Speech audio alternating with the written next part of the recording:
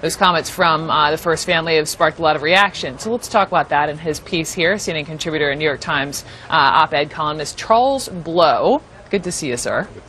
So you wrote this piece, The Obama's Race and Slights, and you open it with this notion, back to Michelle Obama's anecdote about being in the Target store. You say, hey, the woman who wanted help, maybe she looked at Michelle Obama, she's a tall woman, maybe she needed a little height to grab something off the shelf. Maybe it was because of some inherent bias that was coming out. We don't know. Your point being, it was how Michelle Obama felt. It's our feelings in these situations. Absolutely. I mean, we always want to talk about these things as if they're absolutes, if there's a binary, if there is an answer to the question, rather than seeing the importance of actually having conversations about the questions, even when you cannot find the answers. No one knows why somebody asks you for help in a store. I get asked for help all the time. I mean, something about the little old ladies, they always want the crackers at the top, like something about that. And they see Charles Blow here and they're like, excuse me. So you always say, I'm like 6'2", so I'm always doing that. But do you take that as a, But in addition to that, you know, in department stores, I am always asked, you know, whether or not do I work, not if I work there, do you have this in blue or something? And at the first few times you think it's like, oh, this is just a weird little funny little mistake we're making, and people laugh it off, and but after decades of it happening, your brain starts to do what your brain does, which is try to make connections, try to figure out what is happening, why is this happening to me all the time, and certain things, certain patterns develop. It is never men. For me, it is never anyone black for me.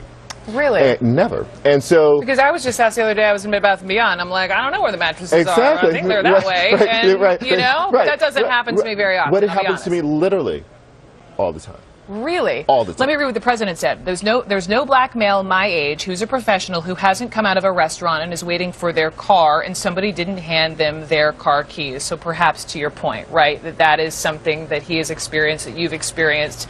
How do you feel about the first family, though, opening up, of course, in the wake of so much, you know, talk we've all had about race in the wake of what happened in Ferguson and here in New York and beyond, their role to express their own personal anecdotes? Well, I see all discussions and search for truth as helpful. You do. You're optimistic. You're like glass half full optimistic. On all this. Even when I see polls that show the Wall Street Journal NBC poll, 40% of Americans believe race relations are good, which is the lowest that poll has been since '95. You say. I'm optimistic about that because what I believe is happening is that things that we think, we confuse silence with something being solved.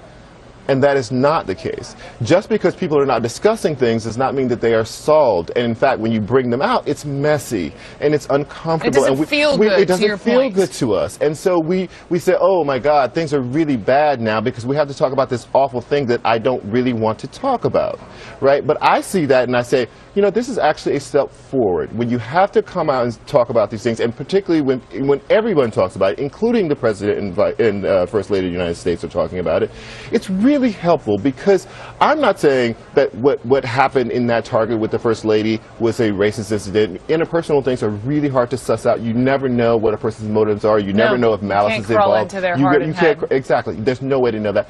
What I'm saying, though, is if you felt like that was somehow informed by race, it is important for you to get that out, because then you can say exactly what you said, which is, I've also had that happen to me, and I didn't think that, and that helps me to come to understand that this may be a universal thing, and I may be able to take this off the table. Your final line, which I love, if I may, how does all this make you feel? A little uncomfortable? Good. Charles Blow, always a pleasure.